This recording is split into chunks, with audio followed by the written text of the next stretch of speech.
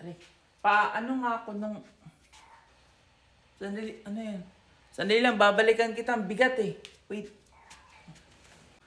Ano yan? Turning 14 ka na sa August 14. Tapos gusto mo ng CP para magla-live ka sa TikTok for gaming. Alam ba yan ng magulang mo na andito ka sa TikTok, 14 ka pa? Pero, parang gustong-gusto ko yung trip mo na gusto mo mag-live sa TikTok. Kasi yun talaga yung pinakaunang source of income natin. Kaya tutulungan kita. Wait.